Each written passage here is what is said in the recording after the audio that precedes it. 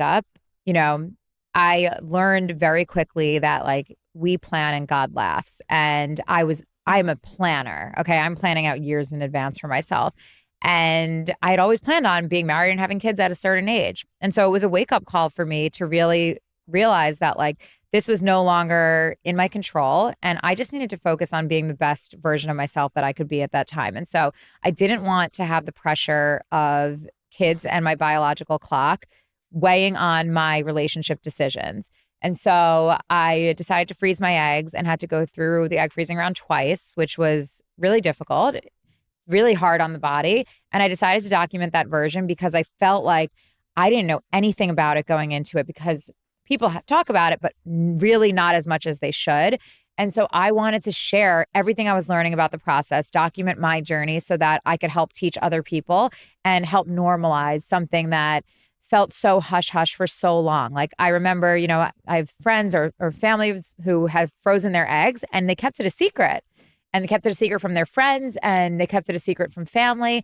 And I was like, why? This is something women should be talking about. This is something that gives us security, insurance, gives us a future with being able to have children. And so I felt really great about my decision. I planned it. It was about 2 months of my life that I was going through it. And I'm so happy I did it. I really am, because now I have that as I don't need to rush to make any decisions about my life partner. I don't need to feel the pressure. Even though I want to be a young mom, I do. Like I'd be lying if I said I didn't. All my friends have kids, or a lot of them do. But it's not going to affect my decision, and I'm not going to force anything or move life faster than it's supposed to because of that now. Did your followers respond well to you sharing? Yes, I think that because I didn't have a medical reason to do it besides the fact that I'm 32 years old and, you know, your biological clock and all of that. Some people were like, well, you're very privileged that you're able to do this, which I fully acknowledged and was always very self-aware of because it is an expensive process, right? You're like, oh, another thing. But I was very aware of that and very sympathetic towards it, that this was a choice I was making. It wasn't something I had to do. But 99% of people responded so well to it and were thankful that I shared, and they learned so much from it and encouraged. I actually froze my eggs alongside one of my best friends, Julia, and we shared like best friends freezing our eggs together. And so a lot of RMA, who's the facility I did it with Dr. Lucky, they told me that a lot of best friends are coming in together now and freezing their eggs at the same time and being that emotional support for each other. Hold on. If I freeze my fucking eggs, I would like Dr. Lucky to be, that's good energy. That's a good vibe. Yeah, Dr. Lucky. She's incredible. Dr. Lucky is her name? She's incredible. She's the best. I recommend her to anyone. What do you think it is about you that strikes such a nerve with people? Meaning like I'm listening to you. I don't know you that well. I'm listening as long as we've talked. Mm-hmm. And you're saying you share this journey. And there's a segment of people that are upset and screaming about you about privilege, as opposed to saying like, wow, that's really nice of you to share and document and give other people. Like, what do you think it is that strikes such a nerve about what you're doing and you? I don't know. If you could tell me, that would be great. I think it's the confidence. I think she's really confident, and maybe that can be polarizing. Yeah, I definitely that. I can come off strong and confident, almost cocky sometimes, which is not how I mean to come off, but it's inherently what happens. And I just think I have this much softer side of me that people don't really know about, that maybe it's because I don't share enough of it. Maybe it's my own fault, but you know, you just can't have 3+ million followers and be in the public eye and not have haters. It just comes with the territory. Yeah, but your territory, you get a lot of, like, I'm aware, like I said, I've been aware of you and known you for, I mean, there's a few people that I'm actually not as aware of. There's so many new people. Right. But early days, you know, there was not a lot of people like you and Lauren that were doing this kind of thing. And it was also it was a period of time where people maybe didn't take the space seriously. They're like, I imagine you remember like, hey, how does this work? Prove it. And like now brand, like it's, you know, you're nuts if you're not paying attention to what's going on here. But you in particular, like for whatever reason, you do rile the internet up. I do. Yeah. Don't you think it's kind of funny? Like, be honest. Come on. What's the real comments? To me, I mean, every day. You can't take it so seriously. I don't, which is why I'm able to be. I get so much hate on I pronounce words wrong. I say stuff wrong. People get mad. I said the other day something about soy and boys. Everyone got mad.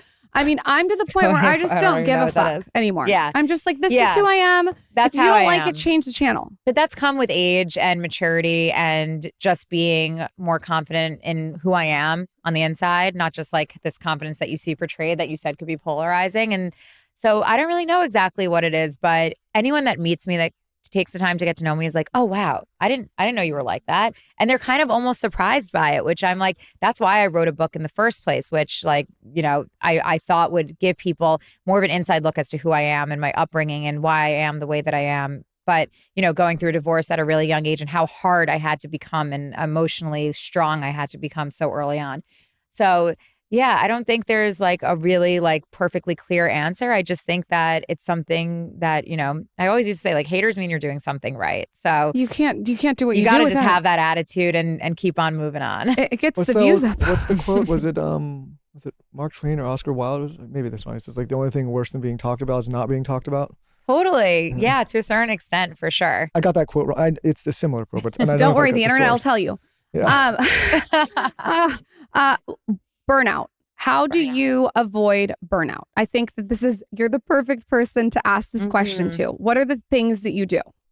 I don't get burnout often. Okay. And I don't know how, but this past or a week, 2 weekends ago, I went upstate with my boyfriend and I turned my phone off for the weekend and deleted the Instagram app. Or I didn't delete it, actually. I moved it off my home screen, which was really important. And it was a little scary to me because I found how often I was opening my phone and pressing this spot that was empty.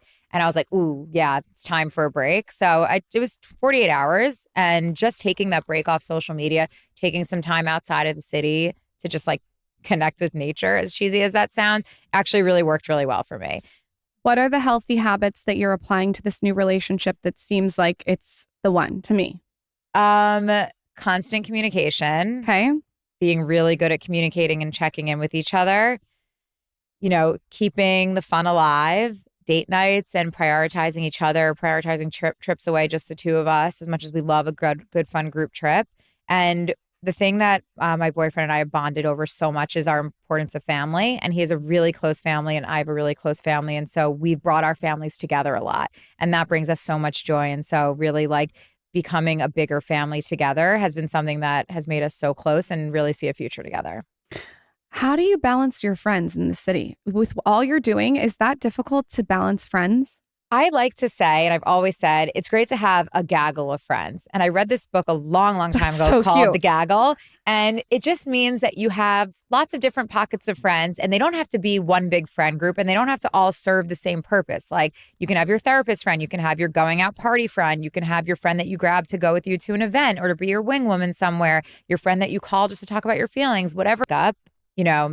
I learned very quickly that like we plan and God laughs. And I'm a planner. Okay. I'm planning out years in advance for myself. And I had always planned on being married and having kids at a certain age. And so it was a wake up call for me to really realize that like this was no longer in my control. And I just needed to focus on being the best version of myself that I could be at that time. And so I didn't want to have the pressure.